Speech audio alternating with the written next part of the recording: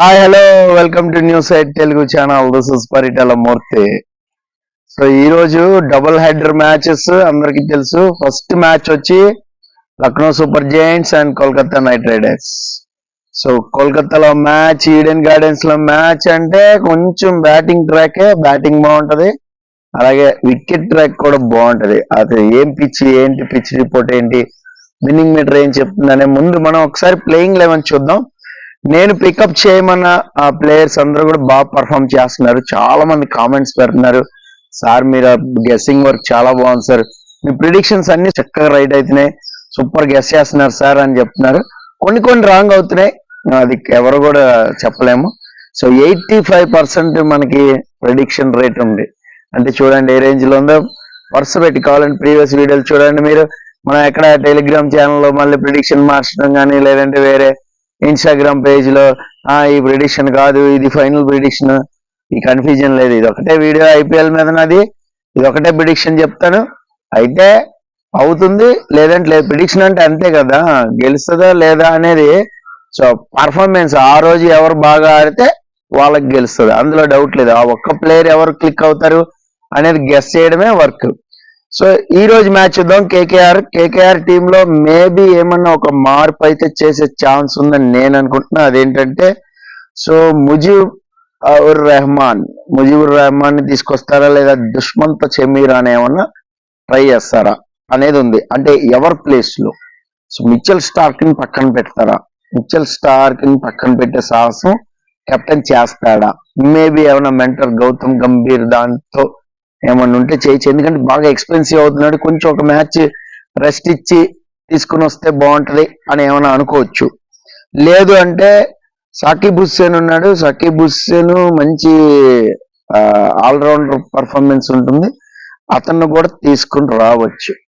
అంటే కొత్త వాళ్ళని ఇప్పుడు చూడండి, నిన్న కూడా కొత్త వాళ్ళని ఆడించారు. సో అలాగా కొత్త వాళ్ళని ఆడిస్తే ఐపీఎల్ నెక్స్ట్ సీజన్ అనేది చాలా బాగుంటది. వాళ్ళు కూడా మెయిన్ ప్లేయర్స్ కింద వెలుగులోకి వస్తారంటారు కదా, అలా వస్తారనమాట. సో ఒకసారి టీం చూసేద్దాం. Phil Salt, Sunil Narayan opening అయితేనే బాగుంటుంది. సో సునీల్ నారాయణ్, అలాగే నితీష్ రాణా వచ్చాడు టీంలోకి. నితీష్ రాణా వచ్చాడు కాబట్టి మేబీ వెంకటేష్ అయ్యర్ పక్కకి వెళ్ళొచ్చు. నేను నితీష్ రాణాని పెట్టుకుంటున్నా. నితీష్ రాణా, శ్రేయస్ అయ్యర్, రింకు సింగ్, అలాగే రఘువంశీ, అలాగే రసెల్, రమన్దీప్ సింగ్. సో ఇక్కడ వరకు చూడండి ఇంత బ్యాటింగ్ ఆర్డర్ అంటే అసలు టాప్ ఆర్డర్ వచ్చి Phil Salt, Sunil Narayana wicket తీయాలి. మిడిల్ ఆర్డర్ లోకి వచ్చేసరికి శ్రేయస్ అయ్యర్, నితీష్ రాణా ఇద్దరు డేంజరే. ఎవరు క్లిక్ అయినా కూడా వారు వన్ సైడ్ అయిపోద్ది. తర్వాత చూడండి మీకు డెత్ ఓవర్స్ వచ్చేసి రింకు సింగ్ ఉన్నాడు అండ్ రసెల్ ఉన్నాడు. ఎవరు క్లిక్ అయినా కూడా బీభత్సంగా ఉంటుంది. మొన్న వీళ్ళు ఎవరు పర్ఫామ్ చేయకపోబట్టి ఆ మాత్రం స్కోర్ వచ్చింది. అంటే పర్ఫామ్ చేస్తుంటే 190కి వెళ్ళిపోయాను అనమాట. సో చూడండి అంత స్ట్రాంగ్ ఉంది కోల్కతా నైట్ రైడర్స్. నేను ఫస్ట్ నుంచి చెప్తున్నా. సో టైటిల్ ఫేవరెట్స్ గా ఎవరైనా ఒక టీం కనపడుతోంది పేపర్ మీద స్ట్రాంగ్ గా అంటే అది కోల్కతా నైట్ రైడర్సే. మాక్సిమం వాళ్ళ టీం ప్లే ఆఫ్కి వెళ్తుంది, ప్లే ఆఫ్ నుంచి ఫైనల్కి వెళ్ళే ఛాన్స్ ఉంది, ఫైనల్లో కప్ కొట్టే ఛాన్స్ ఉంది. ముందే చెప్తున్నా చూడండి ప్రిడిక్షన్. సో ఇక్కడ మిచెల్ స్టార్క్ ని ఏమైనా పక్కన పెడితే ఏమైనా దుష్మంత్ చెమీరా వస్తాడా అనేది ఒకటి ఉంది. సో అంత సాహసం చేయకపోవచ్చు. తర్వాత హర్షిత్ రాణా, వరుణ్ చక్రవర్తి, వైభవ్ హరారా. సో వీళ్ళతో అయితే టీం అయితే పర్ఫెక్ట్ సెట్ అయింది. ఈ రోజు టీంలో వరుణ్ చక్రవర్తి మెయిన్ ఉంటుంది, అలాగే సునీల్ నారాయణ. ఈ స్పిన్నర్స్ కి కొంచెం ఎక్కువ ఉంటుంది అనమాట. సో అలాగే మీకు ఇంపాక్ట్ ప్లేయర్ కింద అన్షుల్ రాయ్ వచ్చే ఛాన్స్ ఉంది, లేదంటే హర్షిత్ రాణా. సో ఇది ఓవరాల్ టీము. మరి ఈ టీముని బట్టి వాళ్ళు ఇంపాక్ట్ ప్లేయర్ ఎవరు అంటే టాస్ ని బట్టి కొంచెం మారుస్తూ ఉంటారు. సో నెక్స్ట్ ఎల్ఎస్జి చూద్దాం. ఎల్ఎస్జిలో మాక్సిమం చేంజెస్ చేయకపోవచ్చు. సో ఒకవేళ తీసుకుంటే ఏమన్నా మేయర్స్, ఆల్రౌండర్ మేయర్స్ ఏమైనా తీసుకుంటారా, తీసుకుంటే ఎవరిని పక్కన పెడతారు అనేది కూడా క్వశ్చన్ మార్క్. మార్కస్ స్టోయిన్స్ నే పక్కన పెట్టాలి. సో స్టోయిన్స్ కొంచెం బ్యాటింగ్ బౌలింగ్ బాగానే ఉంది కాబట్టి సో మేబీ ఏమైనా చేంజ్ చేస్తే ఈ చేంజ్ చేయొచ్చు అని నేను అనుకుంటున్నా. సో వీళ్ళకి మయాంక్ యాదవ్ తిరిగి రాలేదు, ఇంకా యష్ ఠాకూర్ మీద ఆధారపడాల్సి ఉంటుంది. యష్ ఠాకూర్ మంచి ఫామ్ లో ఉన్నాడు, 5 వికెట్లు తీసాడు మనకు తెలుసు. అయితే లాస్ట్ మ్యాచ్ కొంచెం ఎక్స్పెన్సివ్ అయ్యాడు. సో టీం చూద్దాం, ఒకసారి టీం చూద్దాం. KL Rahul, Quinton de Kock, Devdutt Padikkal ఆడతాడా లేదంటే ఇతను తీసుకుంటారా? మన్కండ్ ఏమైనా తీసుకుని ట్రై చేస్తారా? అతను ఆల్రౌండర్ ప్లేస్ మంచిగా రీప్లేస్ అవుతుంది కాబట్టి సో పెరక్ మన్కండ్ని తీసుకునే ఛాన్స్ అయితే ఉంది. సో దేవదూత్ పడికల్ ఆడకపోవచ్చు. సో ఆయుష్ బదాని అలాగే మార్కస్ స్టోయిన్సా లేదంటే మేయర్సా, వీళ్ళిద్దరిలో ఒకళ్ళు అయితే ఖచ్చితంగా ఉంటారు. నికోలస్ పూరన్, దీపక్ కూడా ఉండడు, మేబీ ఉండకపోవచ్చు అని నేను గెస్ చేస్తున్నాను, పక్కన పెట్టచ్చు. సో కృణాల్ పాండ్యా, రవి బిష్నాయ్, మోయిష్ ఖాన్, నవీన్ ఉలక్ అలాగే Yash Thakur. So Manimaran Siddharth is impact player. So ఇది వీళ్ళది టీం అయితే వీళ్ళకి ఆప్షన్స్ ఉన్నాయి. సో ఆప్షన్స్ లో ఎవరిని పిక్ చేస్తారు చూడండి.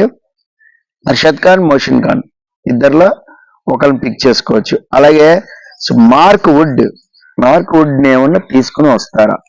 సో ఇది కోల్కతా పిచ్, మనం ఒకటి మాట్లాడుకుందాం. కోల్కతా పిచ్ లో టర్న్ ఉంటుంది, లిటిల్ బిట్ క్రాక్స్ ఉంటాయి.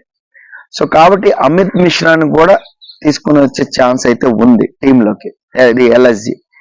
సో మీరు ఏమన్నా స్పిన్నర్స్ ఎవరిని పిక్ చేశారో చూసుకోండి ప్లేయింగ్ లెవెన్, దాన్ని బట్టి మీకు టైం ఉంటుంది కాబట్టి ఖచ్చితంగా మీ టీంలో 3 స్పిన్నర్లు పెట్టుకోండి. సునీల్ నారాయణ్, వరుణ్ చక్రవర్తి ఎలాగైనా పెట్టుకోండి. ఇటు నుంచి కూడా స్పిన్నర్ని తీసుకుని స్పిన్నర్ని పెట్టుకోండి ఎల్ఎస్జి నుంచి కూడా. సో ఒక పేసర్ ఉండాలి కాబట్టి ఒక పేసర్ని ఏమన్నా పెట్టుకోండి. ఆల్రౌండర్ ప్లేస్ లో మాత్రం మేయర్స్ ప్లేయింగ్ లెవెన్ ఉంటే మేయర్స్ ని పిక్ చేయండి, బ్రహ్మాండంగా పర్ఫామ్ చేస్తాడు. అయితే ఈ రోజు విన్నింగ్ మీటర్ ఏం చెప్తుందంటే 70% కోల్కతా నైట్ రైడర్స్ చెప్తుంది, 30% మాత్రమే లక్నో జైంట్స్ చెప్తుంది. చూడండి, ఒక్క మ్యాచ్ వాళ్ళు ఇదయ్యేసరికి డౌన్ అయ్యేసరికి అది వెళ్ళిపోతా ఉంది, విన్నింగ్ మీటర్ డౌన్కి వెళ్ళిపోతుంది. అయితే ఈ మ్యాచ్ లో ఎవరు గెలుస్తారు, మీ ప్రిడిక్షన్ ఏంటి సార్ అని అడిగితే పిచ్ రిపోర్ట్ బట్టి చెప్తారు. పిచ్ ఏంటంటే బ్యాటింగ్ ట్రాక్ కొంచెం అనుకూలంగానే ఉంటుంది, టర్న్ ఉంటుంది. సో మరి అంత పేస్ బౌన్స్ ఎక్స్ట్రా బౌన్స్ వచ్చేయడం, స్లో బ్యాట్ మీద బాల్ స్లోగా రావడం ఇలాగేం జరగదు. సో పేస్ బాగానే జనరేట్ అయితే చక్క బ్యాట్ మీద బాల్ వస్తుంది, మంచి షాట్స్ ఆడొచ్చు. కొంచెం లాంగ్ బౌండరీస్ ఉన్నాయి, అయినా కూడా హిట్ చేయొచ్చు బాల్ ని హ్యాపీగా. కోల్కతా వాళ్ళు హోమ్ గ్రౌండ్స్, సో చిన్న క్రాక్స్ ఉన్నాయి కాబట్టి టర్న్ ఉంటుంది కాబట్టి స్పిన్నర్స్ కి వికెట్ పడే ఛాన్స్ ఉంది. అందుకని నేను స్పిన్నర్ ని పిక్ చేసుకోమని చెప్తున్నాను. విన్నింగ్ మీటర్ కేకేఆర్ కి చూపెడుతోంది. సో నా ప్రిడిక్షన్ కూడా కోల్కతా నైట్ రైడర్స్ గెలిచే అవకాశాలే ఎక్కువగా ఉన్నాయి. సో నేను అనుకున్న కోల్కతా నైట్ రైడర్స్ గెలుస్తుంది, ఎందుకంటే టేబుల్లో పైకి వెళ్తుంది, దూసుకుపోతుంది. మొన్న చెన్నై వాళ్ళు జలకిచ్చారు కాబట్టి ఆగిపోయింది తప్ప ముక్కుతాడు వేశారు కానీ, సో ఒక గేమ్ ప్లాన్ తో వచ్చారు వాళ్ళు. సో ఈసారి మాత్రం లాస్ట్ టైం చూడండి అసలు బ్యాటింగ్ పర్ఫార్మెన్సే లేదు. సో ఈసారి మాత్రం పిచ్చి కొట్టేస్తారు, అందులో డౌట్ లేదు. సో ఒక రేంజ్ లో రన్స్ అనేది వస్తాయి. అయితే చేజింగ్ టీమే గెలిచే ఛాన్సెస్ ఎక్కువగా ఉన్నాయని చాలా మంది చెప్తున్నారు, అంటే సో ఎక్స్పర్ట్స్ అందరూ కూడా చెప్తున్నారు. సో అదేం లేదు, యాక్చువల్ గా ముందు బ్యాటింగ్ చేసిన కోల్కతా ఇప్పుడు ముందు బ్యాటింగ్ చేసి 190+ కొడితే ఈజీగా వాళ్ళు డిపెండ్ చేసుకోగలుగుతారు వాళ్ళకున్న బౌలింగ్ తో. సునీల్ నారాయణ ఎకానమీ ఉంటుంది, ఇప్పుడు మిచెల్ స్టార్క్ ని ఏమైనా పక్కన పెట్టి వేరే వాళ్ళని ట్రై చేస్తారు అనుకోండి, వాళ్ళు కూడా కొంచెం ఎకానమీ చేస్తే సో బ్రహ్మాండంగా ఉంటుంది, ఎందుకంటే స్టార్క్ ఎక్స్పెన్స్ అవుతుంది.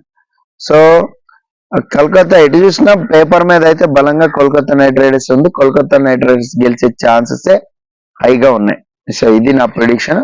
సో చాలా మంది నెక్స్ట్ ప్రిడిక్షన్ కోసం వెయిట్ చేస్తుంటారు. అతిపెద్ద రైవర్లీ ఇది ముంబై వర్సెస్ చెన్నై, అది నెక్స్ట్ అప్పుడు పబ్లిష్ అవుతుంది, దీని కంటిన్యూ వీడియో ఉంటుంది, అది కూడా చూడండి. This is Paritala Murthy signing off, by by.